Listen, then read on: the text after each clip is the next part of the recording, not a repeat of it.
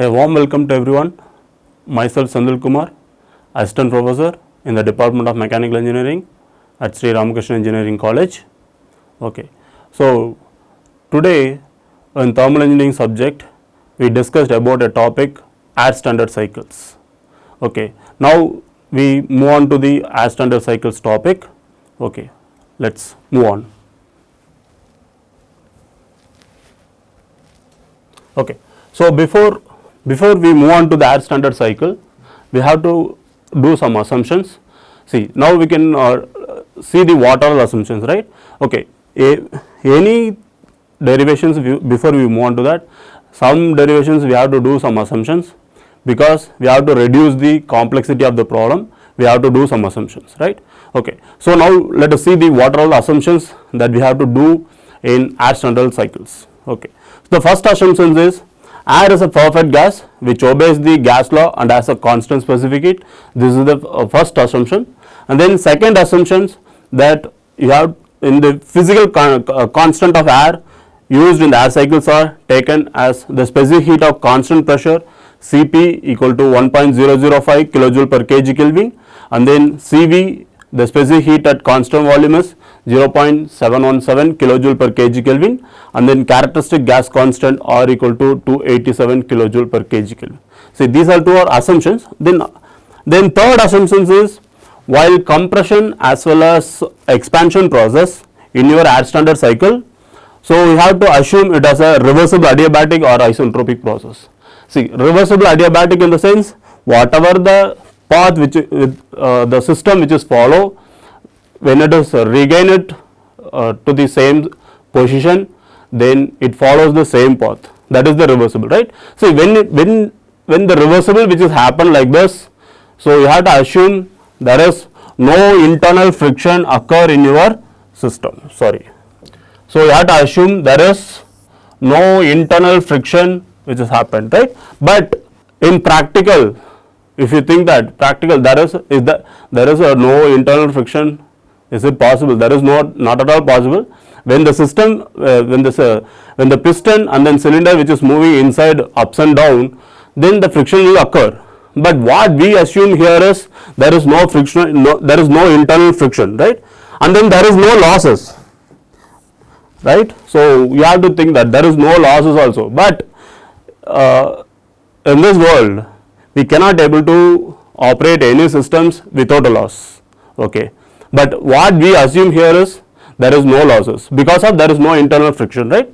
See, best example, even if you walk in the floor, okay, there is a contact between your floor to your leg or feet, then there is a friction. Okay. If there is no friction between your floor as well as your feet, what will happen? You cannot able to stand as a straight.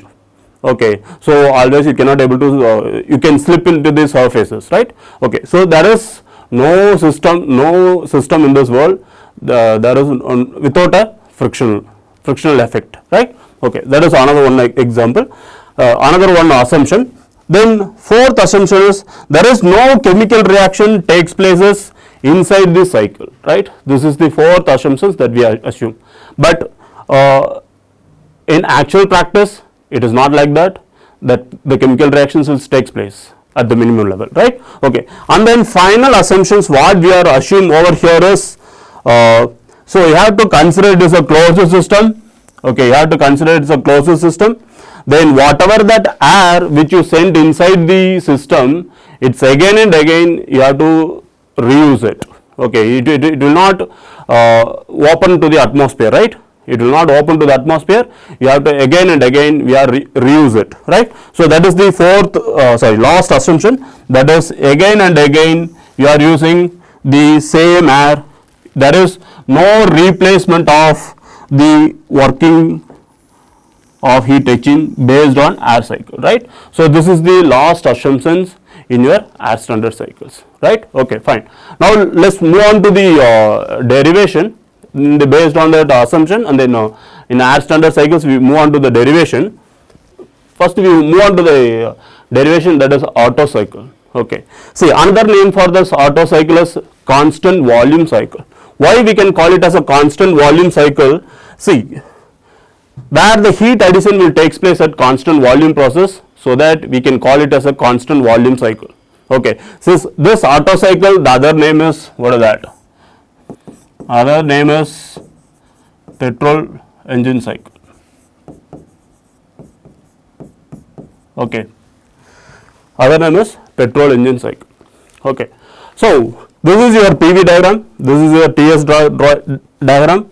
Okay, so in this PV diagram, the process 1 to 2 is the compression process, where it is taken place, the heat is whatever the air which you send inside the system, where the compression is taken place in this 1 to 2. Whereas in the 2 to 3, this is your constant volume cycle, where you can add the heat into the system, that is Qn. Okay, we can name it as a Qn, or else we can name it as a Qs. Qs is nothing but the heat is supplied inside the system. Okay, then the process 3 to 4 is the expansion, whereas this isentropic expansion is the process 3 to 4. Then process 4 to 1 is heat rejection, where the heat is rejection is constant volume process. Okay, so the two things that you can remember, one is isentropic compression as well, compression as well as expansion, which is happened in that isentropic process. Okay, or else we can call it as reversible adiabatic process. Okay, where the heat supplied as well as heat rejected, that is Q in as well as Q out, that has happened in, what is that, constant volume process, right? Constant volume process. Okay, so sometimes it may ask in your any questions like 1 marks or some other things. So what are the Otto cycle process consist of? Okay, in that Otto cycle process consist of 2 isentropic process as well as 2 what is that, constant volume process. Okay, see, one thing that you can remember, what suppose in your PV diagram, the area under the curve, which means that the work is present in that. If there is no area under the curve, then it means that there is no work which is present in that, right? Okay, see, for example, in your thermodynamics you might studied about the PV diagram. Okay, so in your thermodynamics you might studied about a PV diagram, whereas in this PV diagram, this is your constant volume process. There is no area under this vertical line, right? So it means, what does it mean? It means that there is no work present in this process. Okay, if it is curved like this, there is an area under this curve, right? Okay, there is an area under this curve. So what does it mean? The work will be there in this process. Okay, so that is why they can put it in the work into the system, there is work out into this in this curve, right? Okay, so this is the PV diagram. This is the opposite to that, it is a TS diagram, right? So okay, before we move on to this TS diagram, in PV diagram, few things that you can remember. So here it is a constant volume process, so that V1 is equal to, what is that, V4, as well as it is in this location also V2 equal to, what is that, V3. Okay, these two things that you can remember, right? Okay, then apart from this is your 1 to 2, it is the stroke volume. Okay, so between the compression, where this 1 to 2, the piston will move from top dead center to bottom dead center, or bottom dead center to top dead center. Okay, so this we can call it as stroke volume, or else we can call it as swept volume. Okay, so this gap we can call it as clearance volume, right? So this is, we can call it as a stroke volume, we can name it as a Vs. This gap we can call it as a clearance volume, we can name it as Vc. Okay, see, then what is the total volume? Total volume is nothing but, what is that, V1, that is equal to Vs plus Vc. Okay, so this is the total volume, right? Stroke volume plus clearance volume is the total volume, right? Okay, we will discuss on the furthermore in the forthcoming slides, right? Okay, then in this apart from this PV diagram, you just look into the TS drawing, that is straight opposite to your PV diagram. Okay, see, this is the 1 to 2, process 1 to 2. Here we have work. Okay, at the same time, in a reversible adiabatic process, there is no heat is exchanging between your system and surrounding, right? Then if there is no heat is exchange from system to surrounding, it means that there is no heat is transfer from system to surrounding, right? Okay, so if there is no heat is transfer from system to surrounding, again in your thermodynamics you might studied about what is that, adiabatic process. If there is no heat is exchanged between system and surrounding, then the entropy remains constant, right? Okay, so that is why the 1 to 2 is in the straight path, and then that is why the S1 is equal to what is that, S2. Okay, then and then 2 to 3, it is that what is that, constant volume process, whereas in the constant volume process we have a Q. Okay, the heat is transferring, so that is why the process 2 to 3 is drawn like this. Whereas in the 3 to 4, again it is an isentropic expansion there where your entropy remains constant, so that S3 is equal to S4. Again the 4 to 1, again it is the constant volume process where you have an heat rejection will takes place. Okay, see, one thing you just remember, another one thing that you can remember, when you compression, what will happen? The pressure is increase as well as your temperature will increase. Okay, so you just look into here, the compression will takes place from the point 1 to 2, the pressure P2 gets increased. Okay, after that you just supply the heat to your system. Okay, after that you just supply heat to the system, then at the time again the pressure will increases to P3 and then temperature is T3. This is the peak pressure as well as peak temperature, right? So you just look into this PS as well as TS drawing. In this PS drawing is PV drawing, your P3 is the maximum. In your TS drawing, your T3 is the maximum. Okay, so this is the maximum for the cycle. Pressure P3 as well as temperature T3 is the maximum for your cycle. Then after that it reaches to the maximum, then your combustion process will takes place. Then 3 to 4 where the expansion takes place. When the expansion takes place, your pressure as well as temperature gets reduced and then volume will increases further, right? Then 4 to 1 is nothing but again it is constant volume process where the heat rejection will takes place, right? Okay, so this is the simple PV and then TS diagram of Otto cycle, right?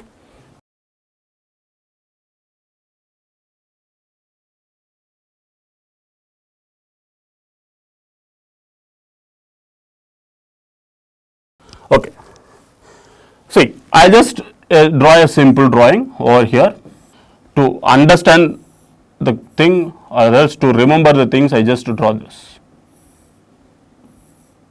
1, 2, 3, 4. Okay, so where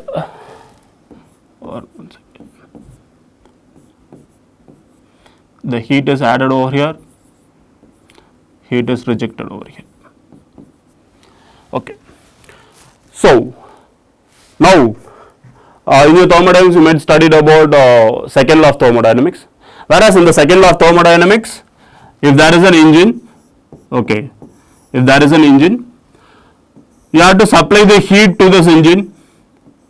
Okay, see, if you supply heat to this engine, you cannot able to convert the whatever the heat that you can supply to the engine 100% of work, you cannot able to convert. Okay, so partial amount of work is converted, partial amount of heat is converted as a work, the remaining heat is rejected, right? Okay, so this is the basic of second law of thermodynamics, right? Sorry, this is heat rejected, right? Okay, a simple thing, whatever the heat that you can supply, the QS is equal to what is that? Work done plus heat rejected. This is the basic thing, right? Okay, suppose if you want to work done, you can write it like this: heat supplied minus heat rejected, right? Okay, so if you want to work done, okay, so this is based on second law of thermodynamics, we can write like this, right? Okay, okay. So as we discussed earlier, whatever the heat that you can supply to your engine, that will be converted as work plus heat rejection, right? Just you can remember. Okay. See, already I said that in a constant volume process, the Q as heat supplied will take in place. See, we know that in thermodynamics, the heat is supplied, or what you don't take it as heat supplied. Q is equal to a general formula MC delta T, right? MC delta T is the general formula that you can study in your thermodynamics, right? See, whereas the heat supplied will be taken place in constant volume, so that you can write it as M CV.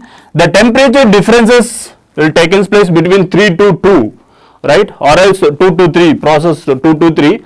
See, the peak temperature is the 0.3, so that I can write it as T3 minus T2. Okay, see, this is how we can write it, right? The same which you written over here, that is MCV T3 minus T2 in terms of kilojoule, right? See, in terms of kilojoule, in the sense you can write your CV in terms of kilojoule per kg Kelvin. Okay, you can substitute your values. CV is in terms of kilojoule per kg Kelvin, then you can get it in terms of kilojoule, right? If suppose if you apply your CV in terms of joule per kg Kelvin, then you can get it only in terms of joule only, right? Okay. Similar way for heat rejection, okay, that is MCV T4 minus T1, where the heat rejection will take place in the process 4 to 1, so that we can write it as MCV T4 minus T1, right? Okay. See, irrespective of the cycle like auto, diesel or dual cycle, the heat rejection will be taken place in constant volume process only, right? Okay. But the variation between your auto, diesel as well as dual, the heat supplied only vary. Okay, that you can remember. Okay. So already we discussed that Q is equal to what is that? Work done plus heat rejected. Okay. See, by default we know that efficiency equal to what is that? Efficiency equal to output by input, where in the second law of thermodynamics, based on second law of thermodynamics, that is heat rejection will takes place, heat supplied, heat rejection as well. What is the input? The input is simple, what is that? Heat supplied is the input. The output is nothing but what? What we record as W, right? So W divided by Qs, we can write it like this, right? Then in another form, we can write it as W equal to what is that? Heat supplied minus heat rejected divided by heat supplied. Okay, we can write like this. Okay. Okay, so this is what written over here. The thermal efficiency equal to what is that? Heat added minus heat rejected divided by heat added into 100%, right? Okay. Now you can substitute whatever the things which is available over here, that is MCV T3 minus T2. Okay, we can write it as MCV. What is the heat added? It is T3 minus T2 minus of MCV T4 minus T1 divided by MCV T3 minus T2. Okay. Now you can take in common LCM, that is this as one term, you can cancel it on that, 1 minus this as one term, then MCV gets cancelled on both the sides. The remaining thing is T4 minus T1 divided by T3 minus T2. Okay. So if you know all the temperatures in your cycle, then simply you can use it and then find the thermal efficiencies. Okay. But sometimes you might not know the temperature of T3 or T2. Okay. During that time, we can't able to find the thermal efficiency. In order to simplify this, then we can move on the further in this derivation. Yeah. This is what given over here, right? MCV, then that is 1 minus T4 minus T1 divided by T3 minus T2, right? Okay. See, suppose if you don't know the temperatures, then we have to go with some other way. Okay. So before move on to that derivation, these are things that you can remember. Already we discussed that total cylinder volume, it is V1 is equal to what is that? V4, in your based on that cycle, V1 is equal to V4, that is equal to what is that? Vc plus Vs, right? Okay. So this is the maximum volume of your cylinder. So you can add up your stroke volume or sept volume plus clearance volume. Okay, so you have to maintain some clearance volume on the top of your cylinder. Okay, otherwise your piston will straight away go and hit your cylinder, right? And also you have to store some compressed air fuel mixtures inside the cylinder, so you require a little bit of space. Okay, so that you can maintain that, right? So that that volume we can call it as a clearance volume. Okay. The second thing is clearance volume. Already we discussed that this is the minimum volume of the space inside the cylinder, right? At the end of the compression stroke, you have to maintain. Okay, we just remember that clearance volume. Whereas in the clearance volume already we discussed that. So you have a minimum space or minimum volume which is presented inside the cylinder, right? Okay, so apart from that, the piston moves from top dead center to bottom dead center, then it reaches the top dead center, then after that you have a minimum space that you can maintain inside the cylinder, right? Okay. Okay. So stroke volume, already we discussed that stroke volume. The stroke volume is nothing but it is the difference between your total cylinder volume and then clearance volume, right? If there is a cylinder like this,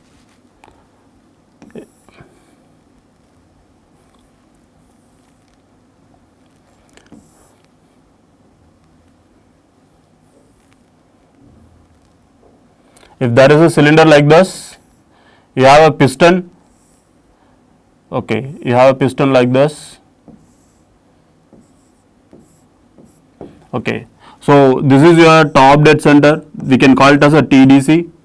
The piston reaches on the bottom dead center, that is the BDC. There is